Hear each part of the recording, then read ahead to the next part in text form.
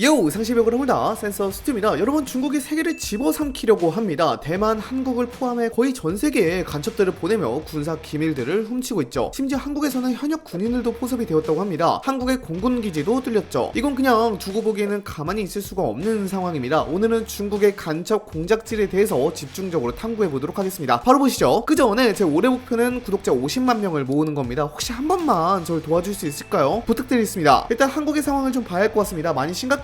최근 뉴스죠. 2025년 3월에 중국인 고등학생 2명이 관광 비자로 입국해서요, 대한민국 공군의 전투기 등을 무단으로 촬영하다가 적발된 사건입니다. 이들은 제10 전투비행단이 주둔 중인 수원 공군기지 부근에서 망원 렌즈가 달린 DSLR 카메라 2대와 휴대전화를 사용해서 이착륙 중인 전투기를 무단으로 촬영하다가 시민의 신고에 의해서 체포가 되었는데요. 문제는 이들의 움직임이 심상치 않았다는 것입니다. 고등학생 중 한 명이 자기 부모가 베이징 소속 공안이었다고 하고요. 이번 체포 이전에도 계속해서 한국을 방문해서 오산 공군기지와 청주 공군기지 등을 방문해서 전투기 사진 등을 찍은 사실이 드러났습니다. 이게 제가 후술하겠지만요, 2024년부터 두세 차례 국내에 입국했다고 하는데요, 제가 후술하겠지만 이러한 중국인들이 주요 국가기관이나 군사시설을 촬영한 게 2024년부터 한국에서 적발되고 있습니다. 좀 냄새가 나는데 더 탐구를 해볼게요. 아무튼 이 고등학생들은 입국할 때마다 네댓새 동안 국내에 머무른 것으로 파악되었는데요, 총 군사시설 4곳, 국제공항 3곳을 무단 촬영하였습니다. 공군기지는 수원 공군기지, 오산 공군기지, 주한미군기지, 청주 공군기지였고요. 인천국제공항, 김포국제공항, 제주국제공항 3곳도 불법 촬영했습니다. 이들은 취미가 전투기 사진을 찍는 것이라고 밝혔는데요, 경찰은 이들의 진술에 대해서 신빙성이 낮다고 판단해서 조사한다고 합니다. 현재까지 한국 공군기를 찍은 사진만 해도 400장 이상인 것으로 확인이 되었는데요, 자기 입으로는 취미라고 하는데 참 냄새가 나죠. 심지어 이들이 입국한 18일은요 한미연합훈련인 자유의 방패훈련이 한참 진행을 하고 있었던 시기였습니다. 부모님이 중국 공안인 것도 참 수상하고요. 아무튼 앞으로 수사를 더하면 나오겠지만요, 최근 들어 중국 간첩으로 추정되는 중국인들이 계속해서 체포되고 있어서 안보에 큰 문제가 생겼습니다. 2024년에 중국인 간첩이 한국의 주요 국가시설을 무단 촬영해서 적발된 사건은 무려 3건이나 발생했습니다. 이전에는 이런 사례가 거의 없었던 것을 감안한다면 지금 가면 갈수록 이러한 사건이 늘어나고 있는 모습입니다. 우선 2024년 6월 25일에는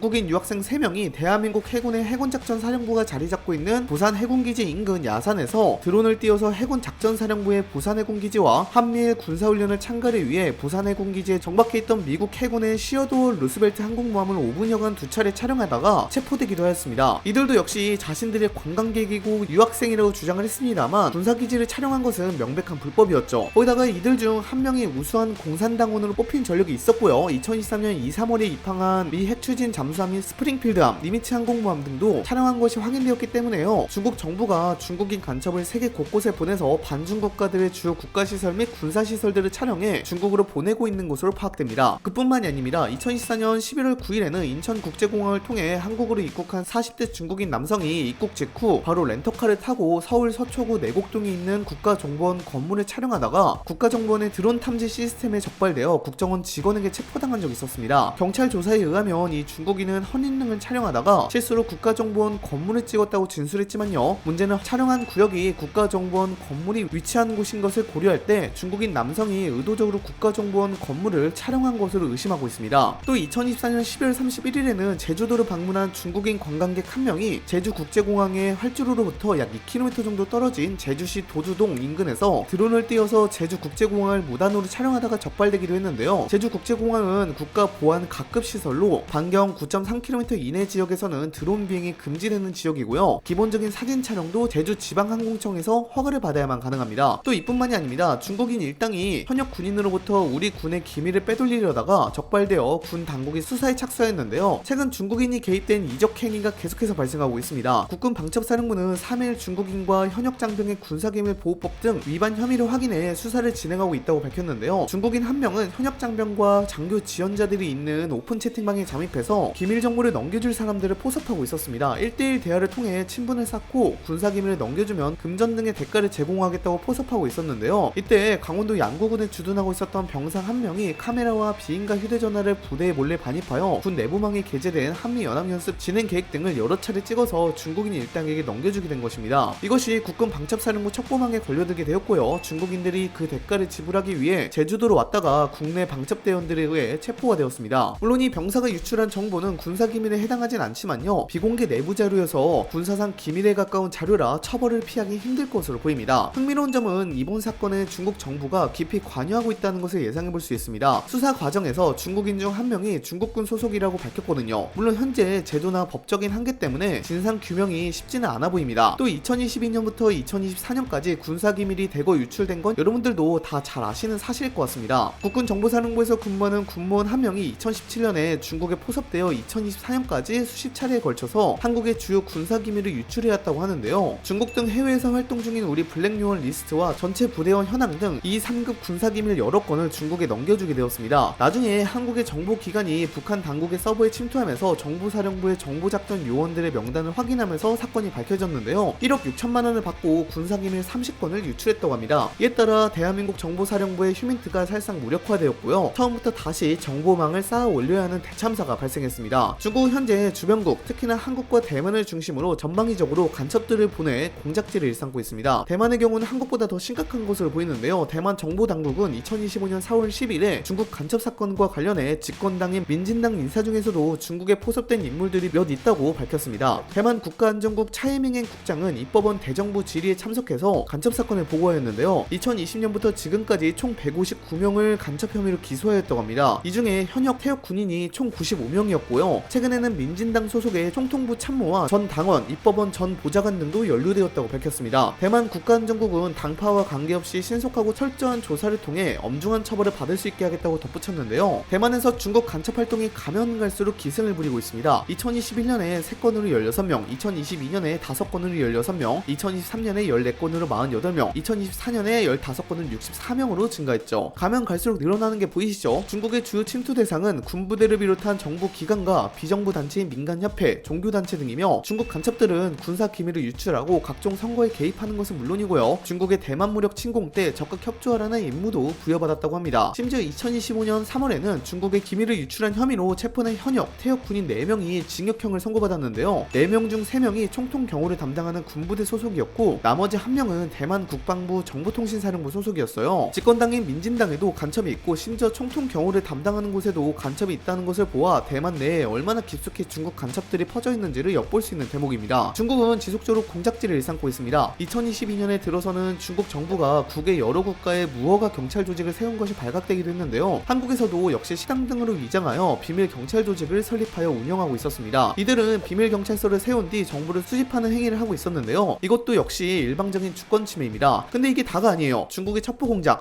어떻게 하는지 아세요? 국가안전부와 인민해방군이 주도하여 군인과 공무원을 돈과 협박으로 포섭합니다. 유학생, 관광객은 전투기 사진을 찍고 심지어 사이버 공격으로 데이터를 훔치고 화웨이 같은 기업까지 동원해 기술을 탈취합니다. 중국은 시진핑 국가주석 집권 이후 정보기관을 대폭 강화했습니다. 시진핑 주석이 국가안보의 중요성을 거듭 강조한 이후 중국의 정보 능력은 냉전 시절 소련을 뛰어넘을 정도가 됐다는 게 지배적인 평가죠. 당장 유럽의 정보기관 추산에 따르면 중국의 첩보, 안보 관련 요원 수는 총 60만 명에 달할 정도라고 하니까요. 이들은 세계 각국에 대한 여론 조작, 정보, 기술 탈취 등을 행하면서 국가를 서서히 무너뜨리고 있죠. 현재 한국에서도 지속적으로 중국 간첩들이 활기를 치면서 우리나라의 소중한 군사 기밀들이 전부 중국으로 넘어가고 있는 모습입니다. 상당히 심각한 시그널입니다. 그러기 위해서는 이들을 막기 위해 국가적으로 정보 능력을 강화해야 하지 않을까 싶습니다. 그리고 간첩들에 대한 처벌도 강화해야 하고요. 여러분들은 현재 중국이 행하고 있는 간첩 공작질에 대해서 어떻게 생각하시나요? 댓글로 알려주시기 바랍니다. 이상 영상 마치도록 하겠습니다. 빠이염!